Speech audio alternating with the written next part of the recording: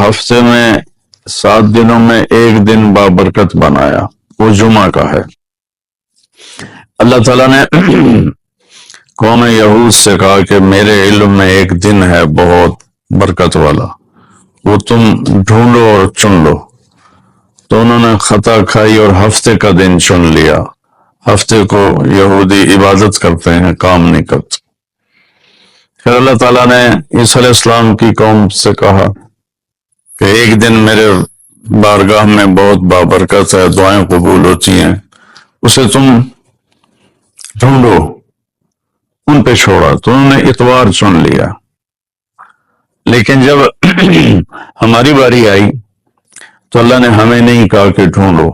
اللہ نے اپنے محبوب کی محبت میں جناب رسول اللہ صلی اللہ تعالی علیہ وسلم کی طفیل اللہ تعالیٰ نے ہمیں خود بتا دیا کہ وہ جمعہ کی رات ہے اور جمعہ کا دن ہے۔ یہ سب سے بہترین دن ہے جمعہ کا، اور پورے سال کے لحاظ سے جمعہ کی رات سب سے بہترین رات ہے۔ خصوصی طور پر پھر شب قدر سب سے اعلیٰ ہو جاتی ہے، لیلۃ القدر سب سے اعلیٰ ہو جاتی ہے۔ تو وہ 21، 23، 25، 27، 29 کی راتوں میں کوئی ایک رات ہوتی ہے، تو وہ اللہ تعالیٰ نے بہت ہی بابرکت بنائی۔ اللہ ہمیں نصیب فرمائے۔ تو جمعے کا دن اللہ تعالیٰ نے پسند فرمایا۔ اس میں ایک گھڑی دعا کی قبولیت کی ہے، وہ چھپی ہوئی ہے۔ اس گھڑی میں جس خوش نصیب کو ہاتھ اٹھانے کی دولت مل جائے وہ دعا فوراً قبول ہوتی ہے اور سیدھی عرشوں پر جاتی ہے۔ علماء نے اس میں تحقیق کی، ہر ایک نے اپنے اپنے خیال کے مطابق۔ بعضوں کے نزدیک جب امام خطبے کے لیے ممبر پہ آتا ہے تو وہ دعا کی قبولیت کا وقت ہے۔ بعضوں کے نزدیک جب دو خطبوں کے درمیان بیٹھتا ہے تو وہ وقت دعا کی قبولیت کا ہے، اور بعضوں کے نزدیک عصر سے مغرب کے درمیان کوئی بھی گھڑی اللہ کی بارگاہ میں دعا کی قبولیت کی ہوتی ہے۔ تو جمعہ کی نماز کو اللہ کے نبی نے بہت اہم قرار دیا، اور ارشاد میں بڑے دکھ کے ساتھ یہ حدیث بیان کر رہا ہوں۔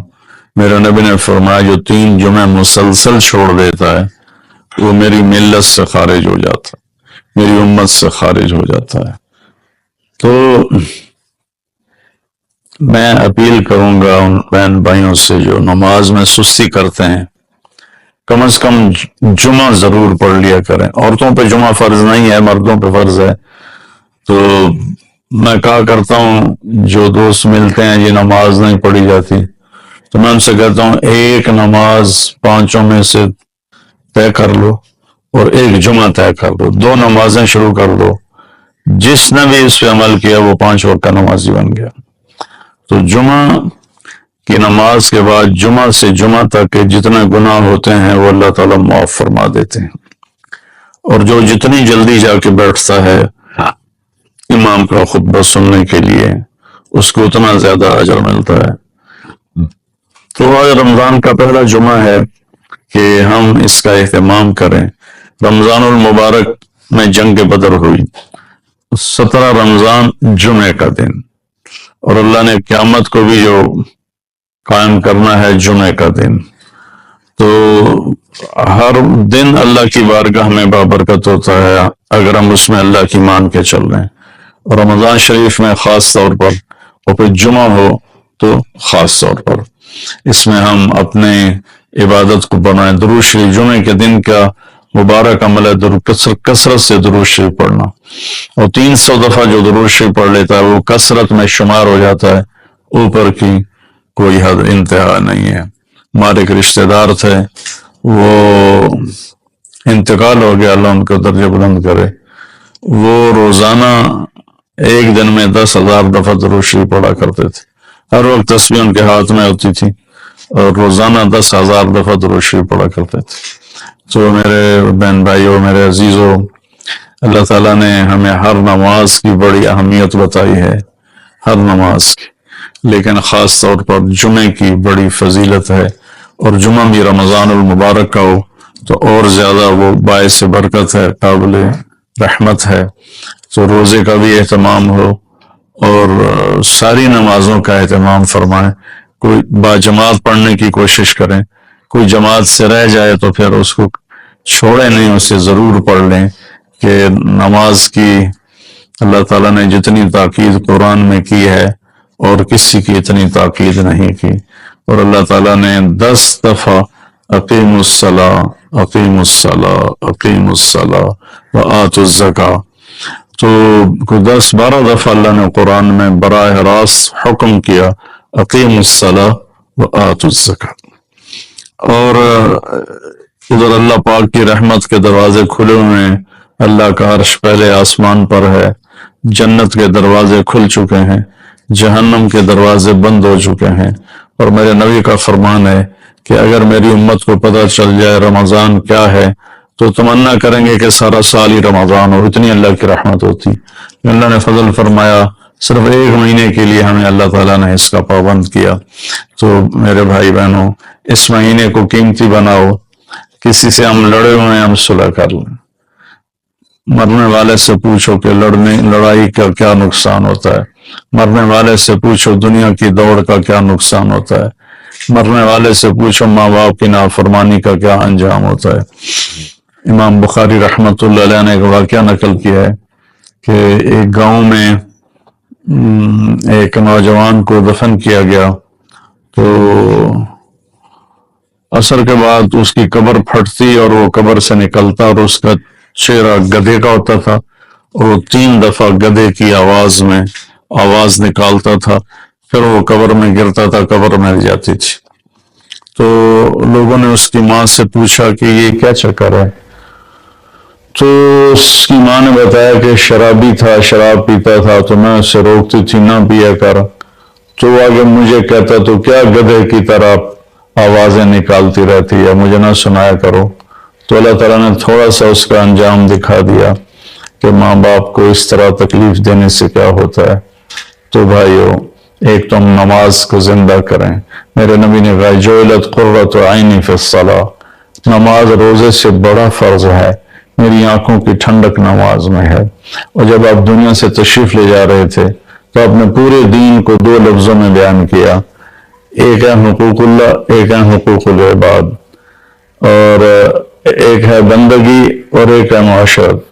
تو آپ نے فرمایا الصلاۃ. جب آپ دنیا سے تشریف لے جا رہے تھے آپ نے حضرت اما عائشہ رضی اللہ عنہا علیہ السلام کے سینے پر یوں سر رکھا ہوا تھا اس طرح کر کے ایسے، اور اما عائشہ نے آپ کو سہارا دیا ہوا تھا، اپنے سینے پر لٹایا ہوا تھا. تو آپ فرما رہے تھے الصلاۃ وما ملکت ایمانکم، میری امت ایک نماز نہ چھوڑنا اور ایک میری امت کے غریب طبقے پر رحم کرنا، ان کے ساتھ آسانی کا سلوک کرنا، ان پر سختی نہ کرنا، ان سے نرمی کا سلوک رکھنا. پھر الصلاۃ وما ملکت ایمانکم، نماز نہ چھوڑنا، نماز نہ چھوڑنا، نماز نہ چھوڑنا. اور آخری الفاظ بھی یہی تھے الصلاۃ الصلاۃ الصلاۃ، نماز نماز نماز. پھر فرمایا اللہم الرفیق الاعلی، اللہ نے زکوٰۃ فرض کی ہے تو زکوٰۃ نکالو.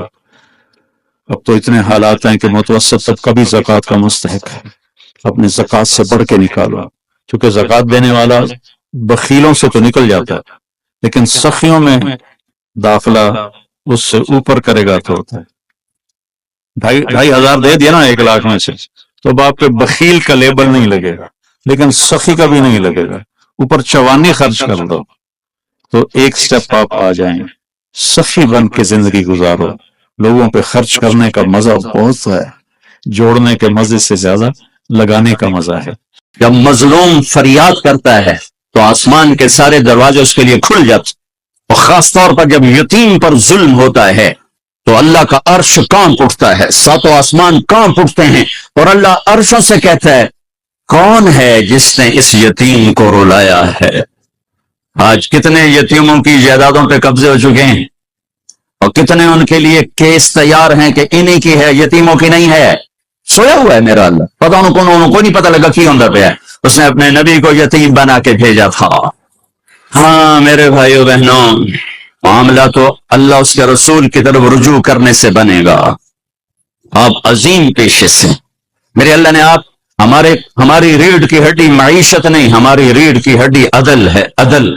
جب ریڑھ کی ہڈی ٹوٹ جائے تو وہ انسان کھڑا نہیں ہو سکتا، معیشت بھی ہو، تجارت بھی ہو، زراعت بھی ہو، سب کچھ ہو اور عدل نہ ہو تو ریڑھ کی ہڈی ٹوٹی ہے۔ یہ ویل چیئر پر تو چل سکتا ہے، پاؤں پہ نہیں چل سکتا۔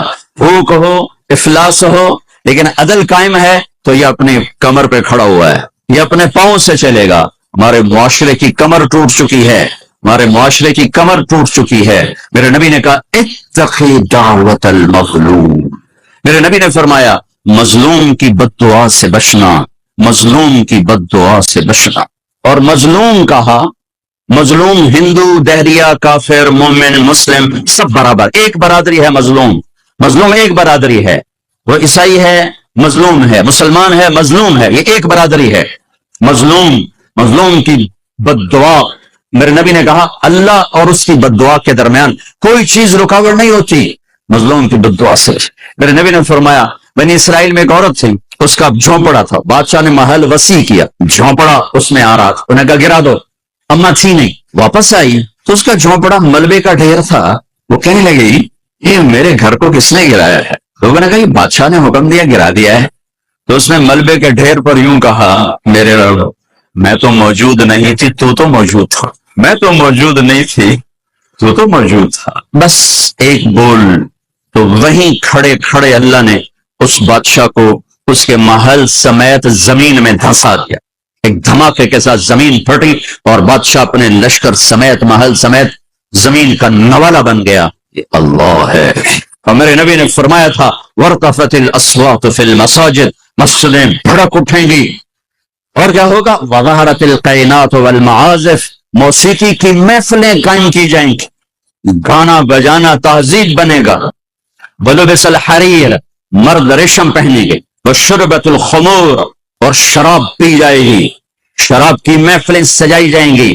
ولان آخر هذه الامة اولها، اور آج کے لوگ پہلے لوگوں کو بے وقوف کہیں گے، جاہل کہیں گے، ان پڑھ کہیں گے کہ جب میری امت یہ کام کرے گی فَلْيَرْتَقِبُوا عِنْدَ ذَلِكَ رِيحًا حَمْرَاءَ، اور موسم کے تیور بدل جائیں، زمین بھی تیور بدل رہی ہے، فلک بھی آنکھیں دکھا رہا ہے، پھر ہوائیں پاگل ہو جائیں گی، بجلیاں کڑکنے لگیں گی، بے موسم کی بارشیں، فصلات کیا انسان بھی بہا کے لے جائیں گے، وَخَسْفًا وَقَذْفًا، اور زلزلے آئیں گے، اور آسمان سے اللہ کی ناراضگی کے دروازے کھولیں گے، جسے تسبیح کا دھاگا ٹوٹتا ہے اور دانے ٹپ ٹپ ٹپ ٹپ ٹپ ٹپ ٹپ ٹپ زمین پہ گرتے ہیں، اس طرح اللہ کی ناراضگی کی نشانیاں اوپر نیچے اوپر نیچے اوپر نیچے آتی رہیں گی، آتی رہیں گی، آتی رہیں گی، یہاں تک کہ تم لوٹو اپنے اللہ کی طرف، واپس جاؤ اپنے اللہ کی طرف۔ میرے بھائی بہنوں، آپ بڑے عالی شان پیشے سے ہیں، عدل عدل۔ وَوَضَعَ الْمِيزَانَ، پہلے اللہ نے کہا میرا عدل دیکھو، وَوَضَعَ الْمِيزَانَ، پہلے میرا عدل دیکھو۔ اس کائنات کو اتنے عدل کے ساتھ چلا رہا ہوں کہ 1 ملی میٹر کی گنجائش کوئی نہیں دائیں بائیں ہونے کی، اور 1 سیکنڈ کی گنجائش کوئی نہیں آگے پیچھے ہونے کی۔ یہ زمین، ایک مثال دیتا ہوں، وَوَضَعَ الْمِيزَانَ کی ایک مثال دیتا ہوں۔ ہماری زمین 24,000 کلومیٹر گولائی میں ہے، یہ ہر 1 سیکنڈ میں سورج سے 2.5 ملی میٹر، سینٹی میٹر نہیں، 2.5 ملی میٹر سورج سے دور ہو جاتی ہے ہر سیکنڈ۔ صرف 3 مائکرو میٹر کا فرق پڑ جائے، یہ 3.5 کی 2.5 کی بجائے یہ 2.8 ہو جائے، 2.8 ہو جائے، یا یہ 2.2 ہو جائے، 3 مائکرو میٹر زیادہ ہو جائے یا کم ہو جائے، تو چند ہفتوں میں یہ سارا ہمارا جو سولر سسٹم ہے یہ تباہ ہو جائے، تباہ ہو جائے۔ 2.5 نہیں، 2.8 2.8 ملی میٹر یہ سورج سے دور ہوتی ہے، یہ 3.1 ہو جائے یا 2.5 ہو جائے تو یہ ہمارا سارا سولر سسٹم تباہ ہو جائے گا۔ وَوَضَعَ الْمِيزَانَ، اپنے رب کا ترازو دیکھو، اللہ تطغوا فی المیزان۔ اب تمہیں کہہ رہا ہوں تم بھی اپنے ترازو کو صحیح تولنا، قلم کو صحیح چلانا، فیصلوں کو صحیح کرنا، ورنہ جیسے زمین ذرا سا ادھر ادھر ہو تو کائنات تباہ ہو جائے گی۔ جب تم عدل کے ترازو سے ذرا ادھر ادھر ہو گئے تو سارا معاشرہ تباہ و برباد ہو جائے.